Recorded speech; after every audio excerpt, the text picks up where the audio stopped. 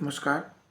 શિક્ષા online tuition class જે સમગ્ર ગુજરાતની અંદર ધોરણ 5થી 8ના બાળકોને એકમાત્ર ઓનલાઈન શિક્ષણ પૂરું પાડતું પ્લેટફોર્મ છે અને અત્યારે ઘણા બધા બાળકો એનો લાભ લઈ રહ્યા છે.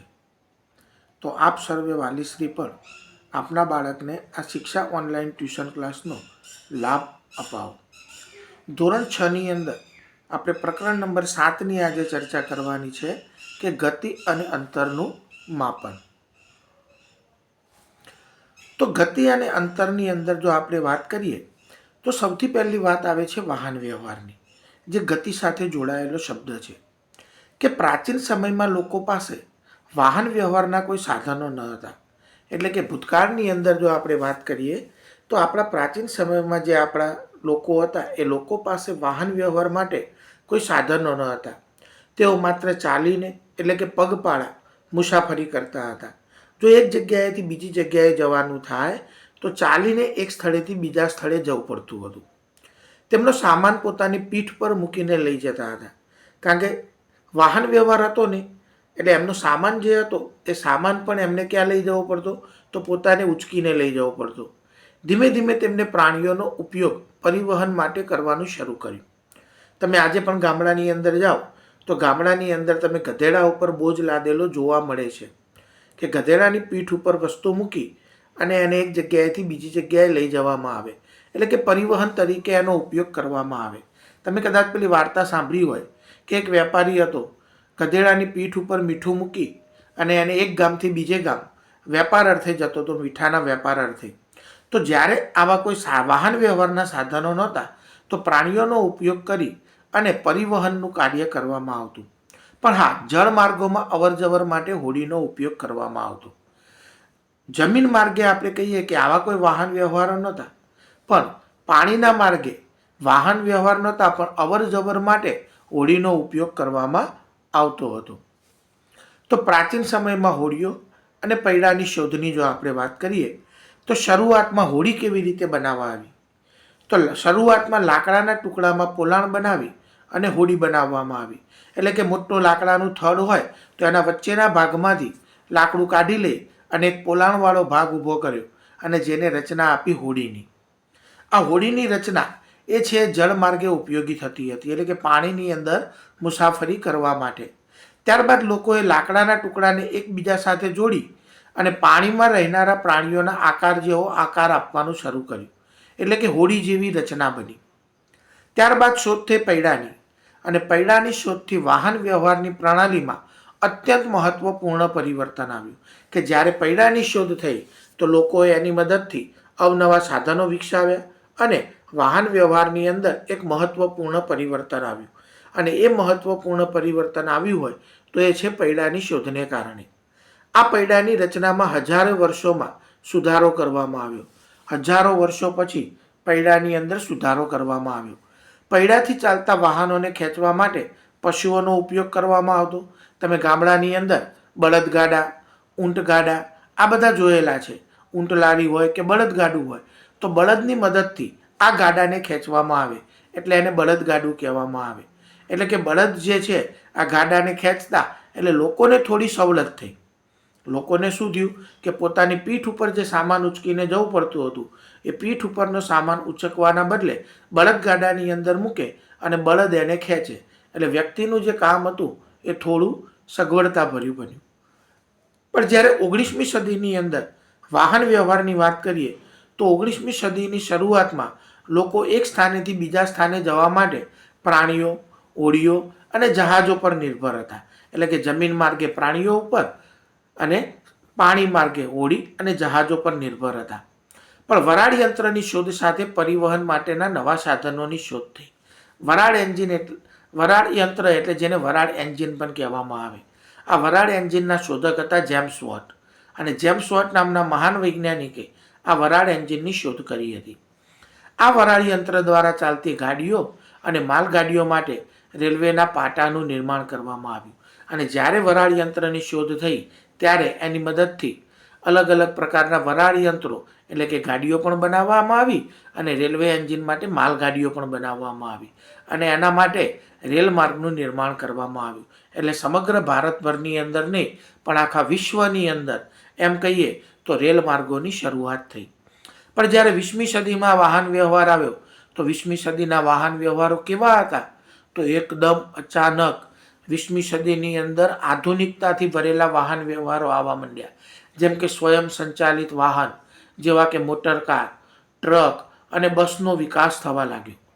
20મી સદીની અંદર મોટરકાર આવ્યા, ટ્રક આવ્યા અને બસનો વિકાસ થયો. પાણી પર પરિવહન કરતા સાધનોમાં મોટરથી ચાલતી બોટો આવી અને જહાજોનો ઉપયોગ થવા લાગ્યો. વિમાનનો પણ વિકાસ થયો. આ વિમાનની જે શોધ છે એ રાઇટ બ્રધર્સ નામના 2 ભાઈઓએ કરી હતી. અને વિમાનની શોધ થઈ અને ત્યારબાદ મુસાફરી તથા સામાન લઈ જવા માટે તેમાં સુધારો કરવામાં આવ્યો. ઇલેક્ટ્રિક રેલગાડીઓ, મોનોરોલ અને સુપરસોનિક વિમાનો અને અંતરિક્ષયાન 20મી સદીના કેટલાક યોગદાન છે. આ બધી જે શોધો થઈ એ 20મી સદીની અંદર થઈ અને 20મી સદીની અંદર આ શોધો થવાને કારણે વાહન વ્યવહારની અંદર એક અદ્ભુત પરિવર્તન આવ્યું અને આપણે આપણા જે કાર્યો છે એ કાર્યોને સરળતાથી અને સહજતાપૂર્વક કરવા માંડ્યા અને માનવીનું જે જીવન છે એ ગતિશીલ બન્યું. કારણ કે પહેલાંના સમયની અંદર લોકોને જ્યારે એક ગામથી બીજે ગામ જવું પડતું તો એના માટે બળદગાડાનો ઉપયોગ કરતા અને એક ગામથી બીજે ગામ જવામાં બહુ લાંબો સમય વીતતો. પણ આજે જે સ્વયં સંચાલિત વાહનો આવી ગયા એના કારણે આપણે એક જગ્યાએથી બીજી જગ્યાએ ખૂબ ટૂંકા સમયની અંદર અને સમય સૂચકતા મુજબ સમયનો બચાવ કરી અને આપણે પહોંચી શકીએ છીએ. આ બધી જ શોધો જે થઈ એ શોધોનું પરિણામ એક જ મળ્યું કે પૈડાની શોધ. જો પૈડાની શોધ ન થઈ હોત તો આ બધા જ સાધનોનો કોઈ ઉપયોગ રહેત નહીં. પણ એટલા માટે કહી શકાય કે પૈડાની શોધ એને એક પરિવહન તંત્રની અંદર એક મહત્વનું યોગદાન આપ્યું છે. તો અહીંયા જોઈએ કે વાહન વ્યવહાર માટે કે 19મી સદીની શરૂઆત પહેલાં પરિવહન માટે લોકો મુખ્યત્વે કયા સાધનો પર નિર્ભર હતા? તો મોટરકાર અને બસ ઉપર, વિમાન અને જહાજ ઉપર, પ્રાણીઓ, હોડીઓ અને જહાજો ઉપર કે રેલગાડી અને ટ્રક ઉપર? તો તમારા બધાનો જવાબ હશે કે 19મી સદીની અંદર પ્રાણીઓ, હોડીઓ અને જહાજો ઉપર પરિવહન માટે લોકો આધાર રાખતા હતા, એટલે કે નિર્ભર હતા. હવે આવે છે માપનની વાત. તો માપન એટલે શું? તો માપનનો અર્થ થાય છે માપવો. તો અહીંયા એક પ્રશ્ન આપેલો છે કે આ પાટલી કેટલી પહોળી છે? તમારા પાઠ્યપુસ્તકની અંદર પણ આપેલું છે કે લોકો કેવી રીતે જાણતા કે તેઓએ કેટલી મુસાફરી કરી? જો મુસાફરીના અર્થમાં વાંચીએ કે એને સમજીએ તો લોકો એક ગામથી જ્યારે બીજે ગામ જતા તો એ લોકો કેવી રીતે જાણતા કે એમને કેટલી મુસાફરી કરી? તમારી શાળા સુધીનું અંતર ચાલવાથી પહોંચી શકાય કે બસ કે રિક્ષાની જરૂર પડે?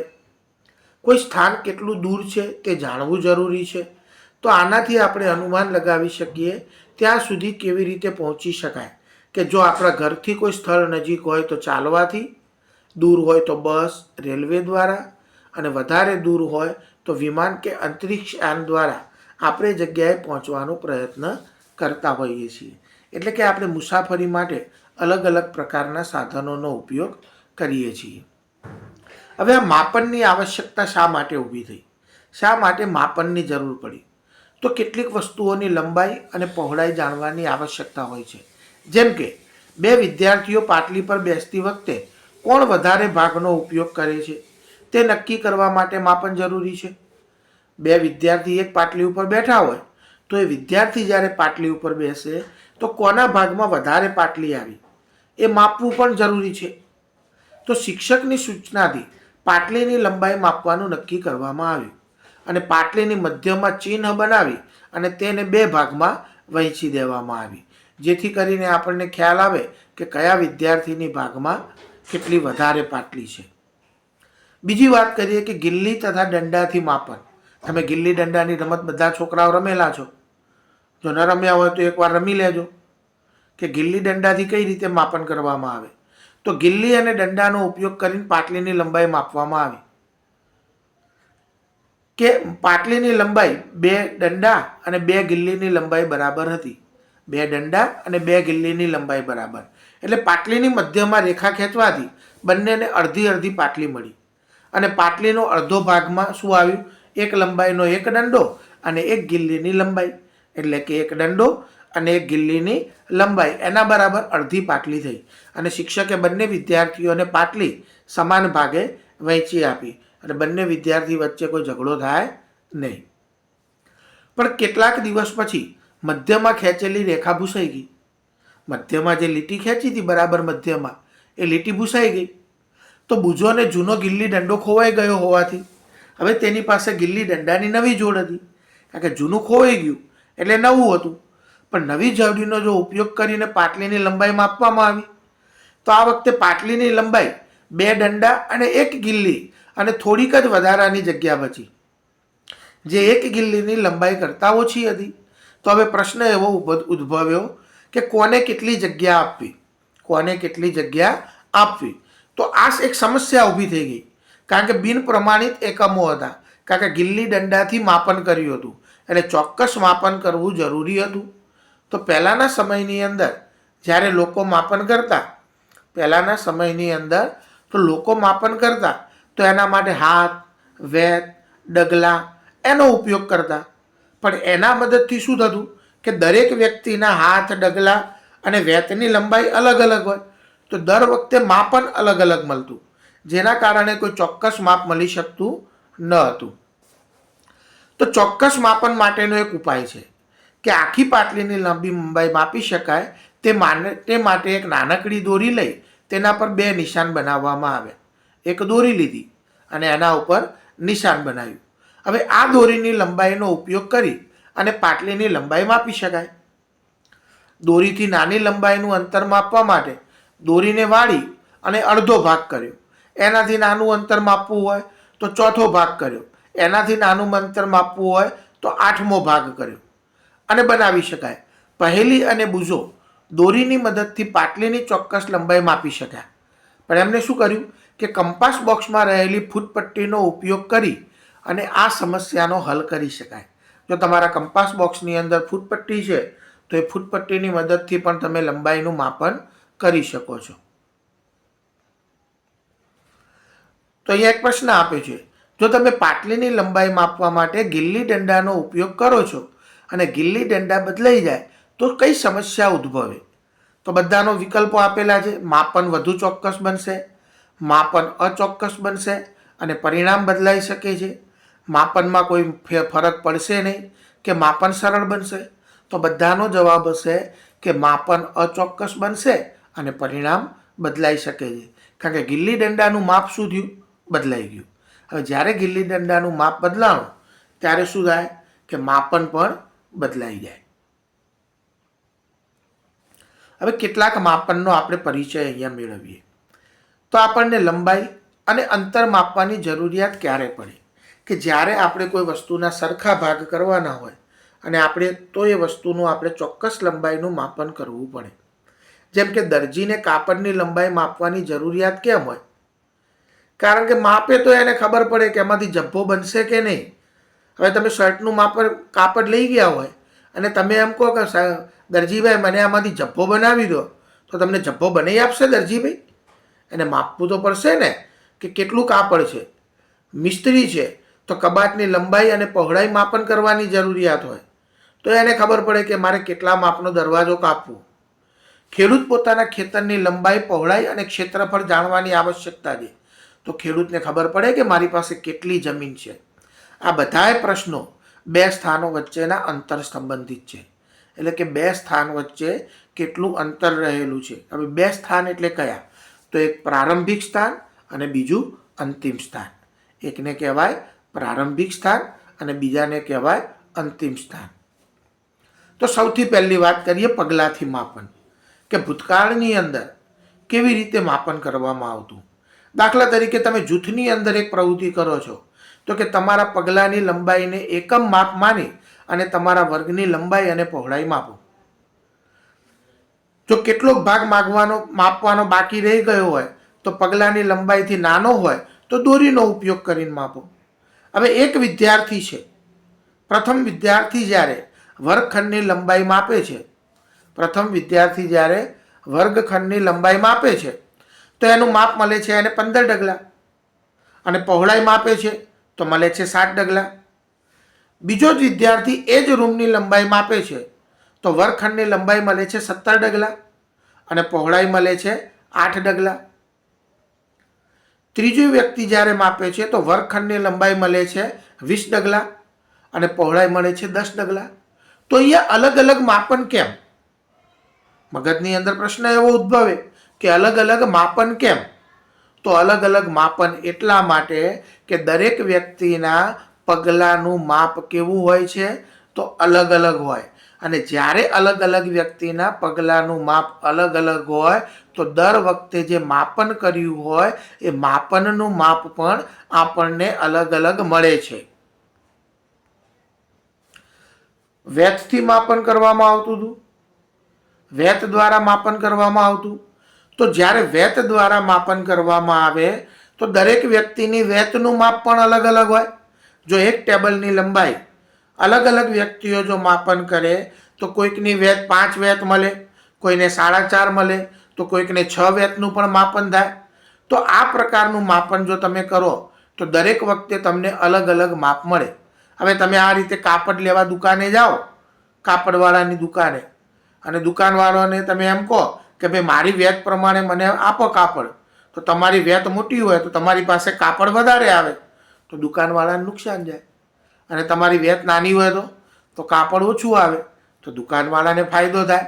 એટલે કે જ્યારે હાથ, પગ એટલે કે ડગલા અને વેતથી માપન કરવામાં આવતું તો દરેકનું માપન અલગ અલગ મળતું હતું. પણ માપનની વાત કરીએ તો એક અજ્ઞાત જથ્થાની કેટલાક જ્ઞાત જથ્થા સાથેની સરખામણી છે અને આ જ્ઞાત જથ્થાને કહેવામાં આવે છે એકમ. તો કોઈ માપના પરિણામને 2 ભાગોમાં વ્યક્ત કરી શકાય. એક ભાગ છે સંખ્યા અને બીજો ભાગ માપવામાં આવેલ લંબાઈનો એકમ. એક ભાગ છે સંખ્યા અને બીજો ભાગ છે માપવામાં આવેલ લંબાઈનો એકમ. ઉદાહરણ તરીકે જોઈએ, જો વર્ગના ઓરડાની લંબાઈ તમારા 12 પગલાની લંબાઈ બરાબર હોય તો 12 એ એક સંખ્યા છે. 12 એ એક સંખ્યા છે અને પગલાની લંબાઈ એક એકમ છે. પગલાની લંબાઈને આપણે શેના તરીકે લઈએ? એકમ તરીકે. અને પગલાની જે સંખ્યા છે, લંબાઈ છે, એને એક સંખ્યા તરીકે લેવામાં આવે. પણ બિન પ્રમાણિત એકમોમાં આપણને ભિન્નતા જોવા મળે. જેમ કે પ્રત્યેકના પગ વડે માપવામાં આવેલ વર્ગખંડની લંબાઈ સરખી નથી. બધાની વેત દ્વારા માપવામાં આવેલી લંબાઈ ટેબલની લંબાઈ સરખી નથી. અલગ અલગ વિદ્યાર્થી જો ટેબલની લંબાઈ વેત વડે માપે તો દરેક વખતે આપણને અલગ અલગ માપ મળે. પરિણામે આ જે આપણને પરિણામ મળે એ ભિન્ન હોય, કારણ કે તમારી વેતની લંબાઈ તમારા મિત્રની વેતની લંબાઈથી અલગ હોઈ શકે. તેવી જ રીતે બધા વિદ્યાર્થીઓના પગલાની લંબાઈ પણ અલગ અલગ હોય. આથી વેત અને પગલાની લંબાઈ દ્વારા માપેલ માપ કોઈ વ્યક્તિને જણાવો છો ત્યારે તે વ્યક્તિ તમારે વેત કે પગલાનું માપ જાણ્યા વગર સાચી લંબાઈ કેટલી છે તે સમજી નહીં શકે. તમે કોઈને એમ કહો કે ભાઈ મારા વર્ગની અંદર જે બેન્ચીસ છે એ બેન્ચીસ 10 વેતની છે, તો એને કેવી રીતે ખબર પડે કે 10 વેત એટલે કેટલી? એ પૂછશે કે કોની વેત, કયા વિદ્યાર્થીની, તારી વેત કે તારા મિત્રની વેત? તો અલગ અલગ, જ્યાં સુધી વેતનું માપન ખબર ના પડે ત્યાં સુધી ટેબલની લંબાઈનું માપન પણ ન હોય. આથી આપણને માપનના કેટલાક એવા એકમોની આવશ્યકતા છે જે વ્યક્તિએ બદલાતા નથી. એટલે કે દરેક વ્યક્તિએ આ એકમો બદલાતા નથી. એવા એકમોની આપણને જરૂરિયાત ઊભી થઈ. તો એના માટે આયા માપનના પ્રમાણિત એકમો. તો આ માપનના જે પ્રમાણિત એકમોની આપણને જરૂરિયાત ઊભી થઈ. તો પ્રાચીન સમયમાં સામાન્ય રીતે માપનના જુદા જુદા એકમ તરીકે પગની લંબાઈ, આંગળીની જાડાઈ અને પગલાની લંબાઈનો ઉપયોગ થતો હતો. એટલે કે માપન આપણને દરેક વખતે અલગ અલગ મળતું હતું. પણ હડપ્પા સંસ્કૃતિના લોકોએ ચોક્કસ લંબાઈનું માપન સારી રીતે કર્યું હશે, કારણ કે જ્યારે હડપ્પા સંસ્કૃતિના અવશેષો લેવામાં આવ્યા તો ખોદકામ દરમિયાન પ્રાપ્ત થયેલ પુરાવાઓમાં ચોક્કસ ભૌમિતિક આકારના બાંધકામ જોઈ શકાય છે. ત્યાંના જે મકાનોની રચના હતી એ ચોક્કસ પ્રકારના ભૌમિતિક બાંધકામોને આધીન હતી. કોણીથી આંગળીના ટેરવા સુધીના અંતરને ક્યુબિટ તરીકે પ્રાચીન ઇજિપ્તના લોકો ઉપયોગ કરતા હતા. કોણીથી કરી અને આંગળી સુધીનો જે ભાગ, આ કોણીથી કરી અને આંગળી સુધીનો જે ભાગ છે એને ક્યુબિટ કહેવામાં આવતું. અને આ ક્યુબિટને વિશ્વના અન્ય દેશોમાં પણ માન્યતા પ્રાપ્ત હતી. બીજા દેશોએ પણ આ ક્યુબિટ એકમને સ્વીકારેલો હતો. આ ઐતિહાસિક માપનના એકમો કે વિશ્વના વિવિધ ભાગોના લોકો લંબાઈના એકમ સ્વરૂપે ફૂટનો પણ ઉપયોગ કરતા હતા. ફૂટ એટલે ઇંગ્લિશની અંદર કહીએ તો પગ. પણ અલગ અલગ પ્રદેશોમાં ફૂટની લંબાઈ થોડી અલગ અલગ હતી. દરેક પ્રદેશની અંદર ફૂટની લંબાઈ અલગ અલગ હતી. લોકો એક ગજ કપડું ફેલાયેલી ભુજાના છેડાથી પોતાની હડપચી એટલે કે દાઢી સુધી માપતા. આંગળીથી કરી અને લાંબુ કરી અને પોતાની દાઢી સુધી આમ માપે એટલે એને શું કહેવાય? એક ગજ કપડું. ગજ એટલે હાથી જેટલું. તો રોમન પ્રજા પોતાના પગ અથવા તો પગલાઓની દ્વારા આ લંબાઈ માપતી હતી. પણ પ્રાચીન ભારતમાં ટૂંકું અંતર માપવા માટે આંગળી અને મુઠ્ઠીનો ઉપયોગ કરતા હતા. ભારતની અંદર જ્યારે ટૂંકું અંતર માપવાનું હોય તો આંગળી અને મુઠ્ઠીનો ઉપયોગ કરતા. આજે પણ ભારતના ઘણા શહેરોમાં ફૂલમાળી જ્યારે ફૂલહારને વેચતી વખતે પોતાના હાથની લંબાઈનો ઉપયોગ એકમ તરીકે કરે છે. એટલે કે પોતાના હાથ જે છે એના વડે માપન કરી અને તમને ફૂલહાર આપે છે. તો માપનની આપણને કેટલીક પદ્ધતિઓની જરૂરિયાત ઊભી થઈ, જેને મેટ્રિક અને એસઆઈ એકમ પદ્ધતિઓ પણ કહેવામાં આવી. તો વ્યક્તિના શરીરના અંગોના માપમાં થોડી ભિન્નતા હોવાથી માપનમાં મૂંઝવણ આવે છે કે દરેક વ્યક્તિના શરીરના અંગો અલગ અલગ હોય એટલે એના વડે જો માપન કરવામાં આવે તો માપનમાં મૂંઝવણ થાય. પણ વર્ષ 1790માં ફ્રેન્ચ માપનની ચોક્કસ રીત બનાવવામાં આવી જેને મેટ્રિક પદ્ધતિ કહેવામાં આવે છે. જેને કહેવામાં આવી મેટ્રિક પદ્ધતિ. એક સૂત્રતા જળવાય તે માટે સમગ્ર વિશ્વના વૈજ્ઞાનિકોએ માપનના પ્રમાણિત એકમોની પ્રણાલીને સ્વીકારી લીધી. એટલે કે માપનનું એક ચોક્કસ માપ જેમાંથી મળ્યું એ પ્રણાલીને એ લોકોએ સ્વીકારી. હાલમાં જે માપન પ્રણાલીનો ઉપયોગ થઈ રહ્યો છે તેને આંતરરાષ્ટ્રીય એકમ પ્રણાલી એટલે કે ઇન્ટરનેશનલ સિસ્ટમ ઓફ યુનિટ્સ, આંતરરાષ્ટ્રીય એકમ પ્રણાલી એને એસઆઈ યુનિટ પણ કહેવામાં આવે છે. જે આખા આંતરરાષ્ટ્રીય લેવલે બધી જ જગ્યાએ માપન માટે એનો ઉપયોગ થાય છે, જે છે એસઆઈ યુનિટ પદ્ધતિ.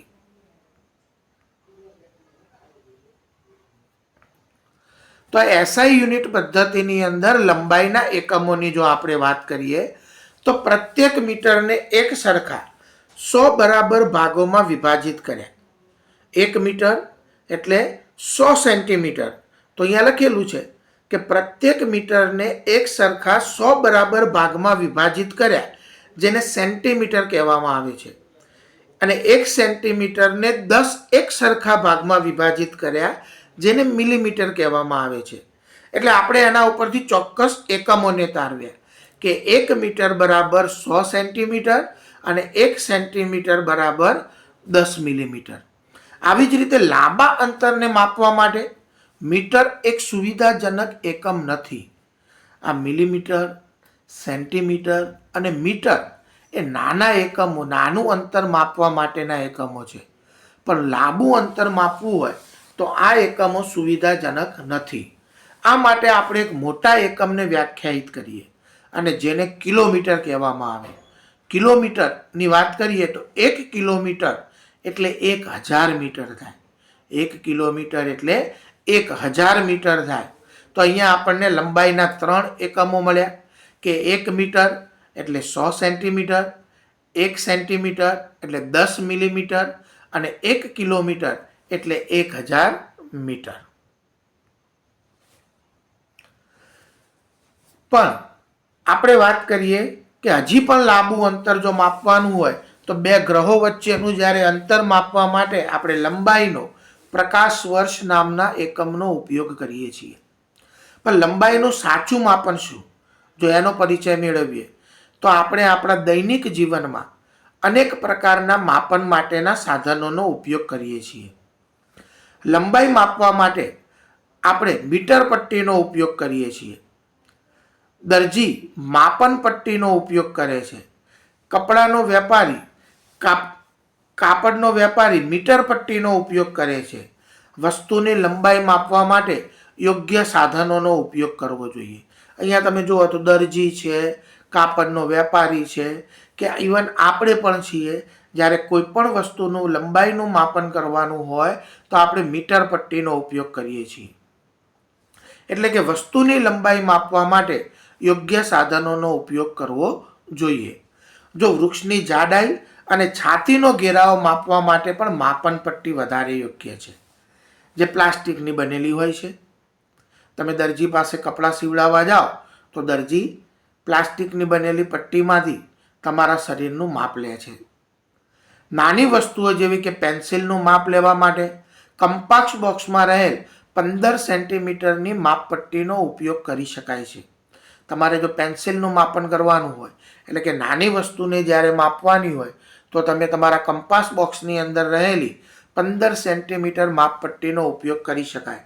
પરીક્ષાની અંદર MCQમાં પૂછાય કે કંપાસમાં રહેલી માપપટ્ટીની લંબાઈ કેટલી હોય છે, તો એનો જવાબ આવે 15 સેન્ટીમીટર. પણ હું એમ કહું કે તમારી સ્ટીલની જે મોટી માપપટ્ટી છે એનું માપ કેટલું હોય, તો કહેશે સાહેબ 30 સેન્ટીમીટર. એના કરતાં લાંબી હોય છે. બરાબર છે?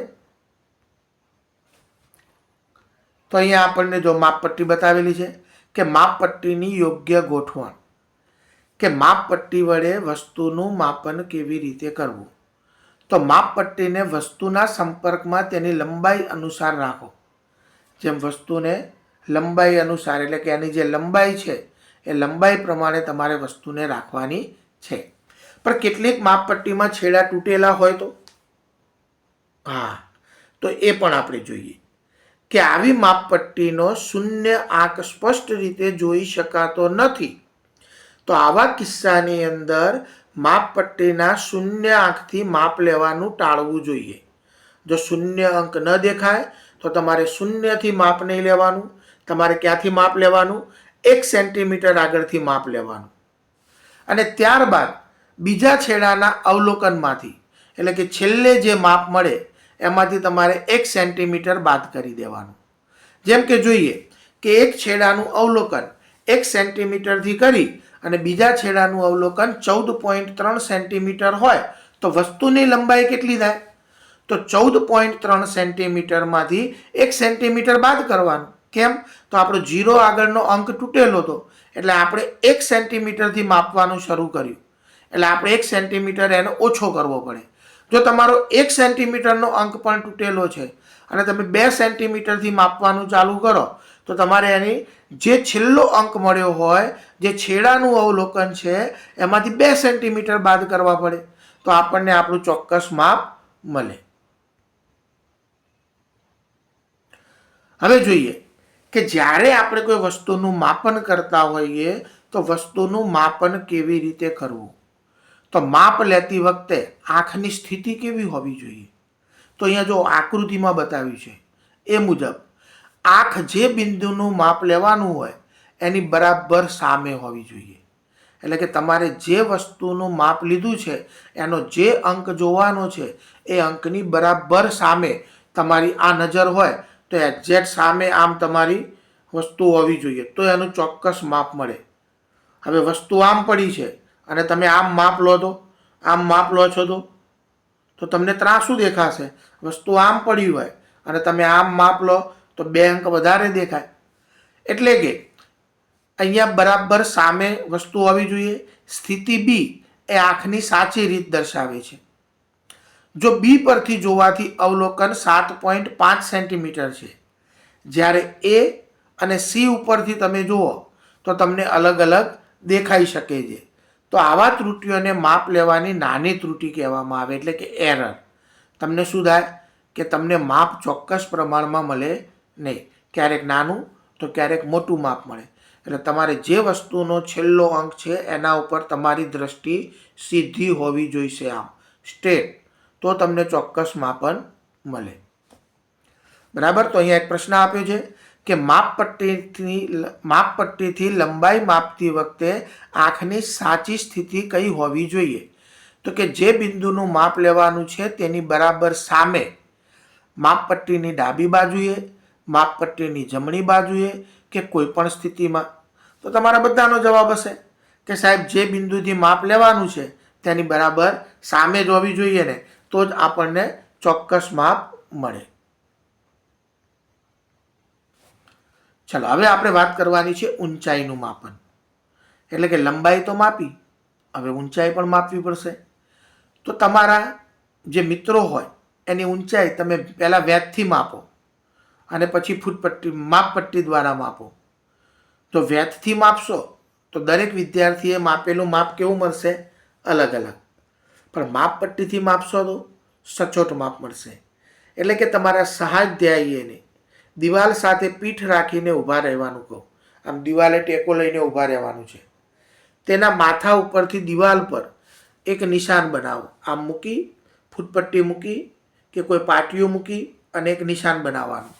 ભોય તળિયે આ નિશાની સુધીનું અંતર પહેલાં તમારી વેત દ્વારા માપી લો કે કેટલી વેત થાય છે, અને પછી મીટર પટ્ટી દ્વારા માપો. હવે અન્ય વિદ્યાર્થીઓને પણ આ જ રીતે ઊંચાઈ માપવાનું કહો અને તારણ ન દો. જો તમે માપી તો તમારા મિત્રની ઊંચાઈ તમને મળી 15 વેત, પણ તમારા બીજા મિત્રએ જો એની જ ઊંચાઈ માપી પ્રથમ વિદ્યાર્થીની તો મળી 14 વેત. તો એનો મતલબ સાચું માપન કયું? તો તમે માપપટ્ટી દ્વારા જે માપન કર્યું હશે એ જ સાચું માપન થાય. પણ માની લો કે કોઈ વક્ર રેખાની લંબાઈ માપવાની હોય તો, કોઈ વક્ર એટલે આડું અવળું, તમારી પાસે એક સળિયો વળેલો છે આડો અવળો, અને તમને એમ કહેવામાં આવે કે આ સળિયાની લંબાઈનું માપન કરો. તો કે સાહેબ વળેલા સળિયાનું માપન કેવી રીતે થાય? તો તમારે સૌથી પહેલાં શું કરવાનું? એક મસ્ત મજાની દોરી લેવાની, સળિયાના એક છેડે પકડવાની અને સળિયા ઉપર આમ વીંટતા વીંટતા વીંટતા વીંટતા આગળ વધવાનું, અને છેલ્લે જે પોઈન્ટે પહોંચો પછી એ દોરીને લાંબી કરી અને માપપટ્ટીની મદદથી માપી લેવાની. તો તમે વક્ર લંબાઈનું પણ માપન કરી શકો છો. કોઈ આડી અવળી ડિઝાઇન હોય તો પણ એનું માપન થઈ શકે. જો વક્ર રેખાની લંબાઈ માપવી, અહીંયા તમને પ્રવૃત્તિ દ્વારા શીખવાડેલું છે કે વક્ર રેખા એબીની લંબાઈ માટે માપવા માટે દોરીનો ઉપયોગ કરો. પહેલાં દોરીના એક છેડા પર ગાંઠ બનાવો અને આ ગાંઠને બિંદુ એ પર રાખો. હવે તમારી આંગળી તથા અંગૂઠાની મદદથી દોરીને ખેંચાયેલી રાખી અને નાના ભાગને રેખા અનુસાર માપતા જાઓ. આ બિંદુ પર તમારા એક હાથથી દોરીને પકડો અને તમારા બીજા હાથથી દોરીના થોડા ભાગને વક્ર રેખા અનુસાર ફેલાવો. આ પ્રક્રિયાને પુનરાવર્તિત કરો અને વક્ર રેખાના બી બિંદુ સુધી પહોંચો. હવે તમારો દોરીનો જે એ બિંદુ હતો અને બી બિંદુ, આ વચ્ચે જે દોરી થઈ એ દોરીને તમે મીટર પટ્ટી પર મૂકો અને એના મદદથી તમે વક્ર રેખા એ બીની લંબાઈનું પણ માપન કરી શકો છો. હવે માપનમાં ચોકસાઈ શા માટે જરૂરી છે? તો આપણે આગળ જોયું એ મુજબ કે અંતર તથા લંબાઈનું ચોક્કસ માપન માપવા અત્યંત ચોકસાઈ રાખવી પડે છે. માપન માટે કેટલાક પ્રમાણભૂત એકમો તથા યોગ્ય સાધનોની જરૂર પડે છે. આનાથી આપણે અંતર માપી શકીએ અને પરિણામે અન્ય લોકો સુધી પણ પહોંચાડી શકીએ છીએ. જેમ કે તમે પાટણથી ચાણસ્માનું અંતર તો માપન કરેલું છે 18 કિલોમીટર છે, પણ તમે એમ કહેશો કે પાટણથી ચાણસ્મા તો સીધી રેખામાં 18 કિલોમીટર નથી, એ તો વક્ર છે. તમે કોઈ જગ્યાએ જાઓ તો વળાંક આવે છે, સીધો રસ્તો આવે, વળાંક આવે, તો આ રીતે માપન કરેલું છે. પણ કેટલું છે? 18 કિલોમીટર. તો તમે બે શહેરો વચ્ચેનું અંતર, બે સોસાયટી વચ્ચેનું અંતર, બે ગામ વચ્ચેનું અંતર, એ ચોક્કસ માપન આપણે કરી શકીએ છીએ. પણ આપણી આસપાસની કેટલીક ગતિશીલ વસ્તુઓ પણ હોય છે, જેમ કે સ્કૂલ બેગ, પેન્સિલ, મચ્છર, ટેબલ, પાટલી પર બેઠેલી વ્યક્તિઓ, પતંગિયા, કૂતરા, ગાય, પાણીમાં તરતી માછલી, ઘર, કારખાનું, પથ્થર, ઘોડો, દડો, બેટ, ચાલતી રેલગાડી, સિલાઈ મશીન, દિવાલ ઘડિયાળ કે ઘડિયાળના કાંટા, હવે તમને મગજમાં એમ પ્રશ્ન ઉદ્ભવ થતો હશે કે સાહેબ આ બધા નામ શું કરવા આપ્યા છે? તો અહીંયા તમને જે ગતિ છે એ ગતિના પ્રકાર બતાવવાની વાત છે. તો અહીંયા લખેલું છે કે સ્થિર વસ્તુઓ. તો સ્થિર વસ્તુઓ કઈ? તો ઘર સ્થિર છે, ટેબલ સ્થિર છે, દેખાય છે સ્થિર છે કે નથી? દિવાલ સ્થિર છે, કારખાનું સ્થિર છે. ટેબલની વાત કરીએ તો આ બધી વસ્તુઓ એવી છે કે સ્થિર વસ્તુઓ. પણ ગતિશીલ વસ્તુઓ તો ઉડતું ચકલી, ઉડતું પતંગિયું, ઘડિયાળના કાંટાની ગતિ, ચાલતી કીડીની ગતિ, આ બધી ગતિશીલ વસ્તુઓ છે. તો તમને અહીંયા સ્થિર અને ગતિશીલ વસ્તુઓનો ભેદ તમને દર્શાવવામાં આવ્યો છે. હવે આ ગતિશીલ વસ્તુઓની ઓળખ કેવી રીતે કરવી? તો ગતિશીલ વસ્તુ એને કહી શકાય કે જ્યારે કોઈ વસ્તુ થોડા સમય બાદ પોતાનું સ્થાન બદલતી હોય. ઘર પોતાનું સ્થાન બદલશે? તો કે ના, તો એ ગતિશીલ વસ્તુ નથી, સ્થિર છે. ઘડિયાળના કાંટા તો ટીક ટીક ટીક કરીને પોતાનું સ્થાન બદલે એટલે એને ગતિશીલ વસ્તુ કહેવામાં આવે. ટેબલ પર પડેલું પુસ્તક તો સ્થિર છે. ચાલતી ગાડી તો ગતિશીલ છે. રેલવે એન્જિન તો ગતિશીલ છે. ઉડતું પતંગિયું તો ગતિશીલ છે. આવા આપણી આજુબાજુ આપણને કેટલાય પ્રકારના ઉદાહરણો જોવા મળે છે. બરાબર? તો તમને ખ્યાલ આવી ગયો હશે કે ગતિશીલ વસ્તુ અને સ્થિર વસ્તુઓની અંદર. હવે અહીંયા આપણે કીડીની ગતિનું અવલોકન કરીએ. હા, મસ્ત મજાનો પ્રશ્ન આવી ગયો છે. કીડીની ગતિનું અવલોકન. હવે કીડી કેવી ગતિ કરે? સીધી દિશામાં ચાલે, આડી અવળી ચાલશે કે ઉડીને જશે? તો એવી જગ્યા શોધો કે જ્યાં તમને કીડીઓ જોવા મળે. જમીન પર એક સફેદ કાગળની મોટી શીટ ફેલાવો, એટલે કે એક સફેદ કાગળ લો, તેના ઉપર થોડી ખાંડ નાખી દો, એટલે ખાંડના દાણા જોઈને કીડીઓ આવી જશે. હવે કીડી કાગળ પરથી પસાર થાય કે તરત જ તેના નજીકના સ્થાન પર પેન્સિલ વડે નિશાની કરો. કે કીડી જ્યારે પસાર થાય તો એના સ્થાન ઉપર પેન્સિલથી નિશાની કરો. જેમ જેમ કીડી આગળ ચાલતી જાય તેમ તેમ પેન્સિલથી નિશાની કરતા જાઓ. થોડા સમય પછી કાગળની શીટ હલાવી અને તમે ખાંડના દાણા અને કીડીઓને દૂર કરો અને કાગળ પર કરેલ જુદી જુદી નિશાનીઓને જોડો. તો તમને જોવા મળશે કે કીડી શું કરે છે? પોતાનું સ્થાન બદલે છે. એટલે કીડીને કેવી ગતિ? કીડીને શું કહેવાય? તો ગતિશીલ કહેવામાં આવે. કીડીને શું કહેવાય? તો ગતિશીલ કહેવામાં આવે. તો અહીંયા ગતિ એટલે શું? પ્રશ્ન એવો તમને પૂછ્યો છે કે ગતિ એટલે શું? તો ગતિ એ કોઈ વસ્તુની સ્થિતિમાં સમયની સાથે થતા કોઈ પ્રકારના ફેરફાર જેવી હોય છે કે સમયની સાથે જેનું સ્થાન બદલાય તે. ઘડિયાળના કાંટાની દિશા સમયની સાથે એનું સ્થાન બદલે. ગાડીમાં બેઠેલા બાળકની ગતિ તો એનું સ્થાન બદલે છે. તમે સ્થિર છો પણ બાળક ગતિમાં છે. સાયકલના પૈડાની ગતિ પોતાનું સ્થાન બદલે છે. તો અહીંયા લખ્યું છે કે ઘડિયાળ, સિલાઈ મશીન અને વીજળીનો પંખો જેવી વસ્તુઓને એક જૂથમાં રાખ્યા છે. શું આવી વસ્તુઓ એક સ્થાનથી બીજા સ્થાને ગતિ કરી શકે છે? પંખો એક જગ્યાએથી બીજી જગ્યાએ જાય? તો કે ના જાય. ઘડિયાળ તો કે ના જાય. સિલાઈ મશીન તો ના જાય, છતાં પણ એ ગતિ તો કરે છે. તો પંખાના પાંખિયા અથવા તો ઘડિયાળના કાંટાની ગતિ કેવી કહેવાય? તો તમે કહેશો સાહેબ પંખો તો ગોળ ગોળ ફરે છે, ઘડિયાળના કાંટા પણ ગોળ ગોળ ફરે છે. તો ગોળ ગોળ ફરતી ગતિ કેવી? તો એને કહેવાય વર્તુળાકાર ગતિ. બરાબર? કીડીની ગતિ અને રેલગાડીની ગતિ આ કેવા પ્રકારની ગતિ? તો એનો અભ્યાસ પણ આપણે આગળની સ્લાઇડની અંદર કરવાનો છે. તો જો અહીંયા આપ્યું છે ગતિના પ્રકાર. તો જ્યારે તમે સીધા રસ્તા પર વાહન ગતિ કરતું હોય, કોઈ પરેડની અંદર સૈનિકો પરેડ માર્ચ કરતા હોય એટલે કે પરેડની ગતિ, કે કોઈ પડતા પથ્થરની ગતિનું અવલોકન કર્યું છે? ઝાડ ઉપરથી કેરીનું પડવું, પરેડની અંદર સૈનિકોની પરેડ માર્ચ, કે સીધા રસ્તા પર જતી વાહનની ગતિ, કે ધનુષમાંથી છૂટેલું બાણ કે બંદૂકમાંથી છૂટેલી ગોળી. આ બધા કેવા હોય? સીધી રેખામાં ગતિ કરે. કેવી રેખામાં ગતિ કરે? તો સીધી રેખામાં ગતિ કરે. તો આ જે ગતિ છે એ સીધી રેખામાં ગતિ કરે તો એને સરળ સુરેખ ગતિ કહેવામાં આવે. એટલે એને ટૂંકું નામ આપ્યું કે જે પદાર્થ સીધી રેખામાં ગતિ કરતો હોય તે ગતિને સુરેખ ગતિ કહેવામાં આવે છે. હવે છે સરળ રેખીય ગતિના ઉદાહરણ. તો હમણાં જ આપણે જોયા કે સરળ રેખીય ગતિ તો સીધા રસ્તા પર ચાલતી કારની ગતિ, પરેડમાં સૈનિકોની માર્ચ પરેડ, ઊંચાઈ પરથી નીચે પડતા પથ્થરની ગતિ, 100 મીટર દોડમાં દોડવીરની ગતિ, કારણ કે 100 મીટરનો ટ્રેક કેવો હોય? સીધો હોય. આવી જ ગતિમાં વસ્તુ એક સીધી રેખામાં આગળ વધે.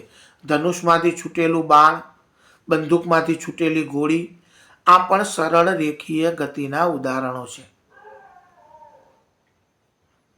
હવે જો વર્તુળાકાર ગતિની આપણે વાત કરીએ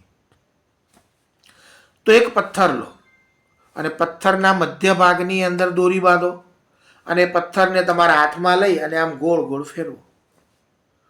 તો પથ્થર એક પ્રકારનું શું બનાવે છે? દોરીની મદદથી ચક્ર બનાવે છે. તો આ જે ગતિ છે એને વર્તુળાકાર માર્ગને વર્તુળાકાર ગતિ કહેવામાં આવે. પછી એ પંખાની ગતિ હોય, ફરકડીની ગતિ હોય, તમારા સાયકલના પૈડાની ગતિ હોય, પથ્થર દોરી સાથે બાંધ્યો હોય તો એની ગતિ હોય. બરાબર? તો આ જે બધી ગતિ છે એ ગતિને કેવી કહેવામાં આવે? વર્તુળાકાર ગતિ કહેવામાં આવે છે. હવે આ વર્તુળાકાર ગતિના આપણે બીજા કેટલાક ઉદાહરણો જોઈએ. જેમ કે વિદ્યુત પંખાના પાંખિયા ઉપર અંકિત કરેલ કોઈ ચિહ્નિત ગતિ. પંખો કેવો ફરશે? તો ગોળ ગોળ ફરશે. ઘડિયાળના સેકન્ડ કાંટાની ગતિ ગોળ ગોળ છે. કલાક કાંટો પણ ગોળ ફરવાનો છે, પણ એને ફરવા માટે સમય લાગશે.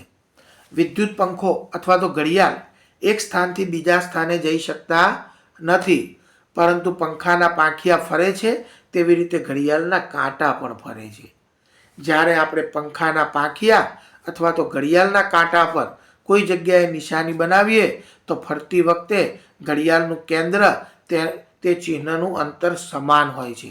કેન્દ્ર ઉપરથી જુઓ તો એ ચારે બાજુ શું ફરે છે? વર્તુળાકાર ફરે છે. એટલે કે એક કેન્દ્રની આજુબાજુ સરખા અંતરે ફરી શકે. તમે પરિકરની મદદથી ગોળ વર્તુળ બનાવો તો એ વર્તુળ પણ શું છે? એ વર્તુળ નામ આપ્યું એટલે એ વર્તુળાકાર ગતિ છે. ચલો નેક્સ્ટ સ્લાઇડમાં જોઈએ. હવે આવર્ત ગતિ કોને કહેવામાં આવે? આવર્ત ગતિનું બીજું નામ છે આંદોલિત ગતિ. તો કેટલાક કિસ્સામાં વસ્તુ છે એક નિશ્ચિત સમય અંતરાલ પછી પોતાની ગતિનું પુનરાવર્તન કરે. આ પ્રકારની ગતિને આવર્ત ગતિ કહેવામાં આવે છે.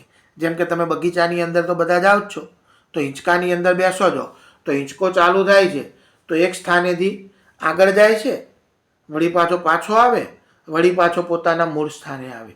એટલે કે ચોક્કસ સમય પછી પોતાના મૂળ સ્થાને પાછો આવે અને ગતિનું શું કરે છે? પુનરાવર્તન કરે. તો આવી ગતિ છે એને આવર્ત ગતિ કહેવામાં આવે. દોરીથી બાંધેલો એ જ પથ્થર પણ એને એક છેડે બાંધી અને છોડી દેવાનો, પાછો ફરે. તમે મેળાની અંદર જાઓ તો નાવડું જોયું છે. નાવડું આમ જાય, પાછું આવે, આમ જાય. એ પણ ચોક્કસ અંતરાલે પોતાની ગતિનું પુનરાવર્તન કરે છે. જૂના સમયની અંદર ઘડિયાળ આવતી હતી, લોલકવાળા ઘડિયાળ. આ લોલકવાળા જે ઘડિયાળ હતા એની અંદર લોલક પણ ચોક્કસ સમયે પોતાની ગતિનું પુનરાવર્તન કરતું હતું. તો આ ગતિની અંદર જે ચોક્કસ સમયે નિશ્ચિત સમયના અંતરાલ પછી પોતાની ગતિનું પુનરાવર્તન કરે તો એને આવર્ત ગતિ કહેવામાં આવે છે. આવર્ત ગતિના ઉદાહરણ જોઈ લો.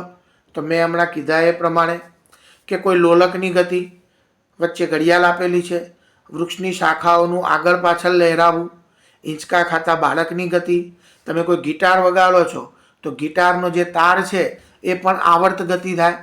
વાગતા વખતે ઢોલકની સપાટીની ગતિ, કે ઢોલક છે તો એનું જે ઉપરનું ચામડાનું પડ છે એ પણ ધ્રુજારી અનુભવે છે, એ પણ આવર્ત ગતિ છે. આ બધા આવર્ત ગતિના ઉદાહરણો છે કે જેમાં વસ્તુઓ એક નિશ્ચિત સમયના અંતરાલ પર પોતાની ગતિનું પુનરાવર્તન કરે, એટલે કે ફરીથી પોતાની ગતિ દોહરાવે છે, તો એને આવર્ત ગતિ કહેવામાં આવે છે. હવે આપણે વાત કરીએ સિલાઈ મશીનની ગતિ. બધા નામ આવે છે એટલે બધા આપણે જોતા જઈએ.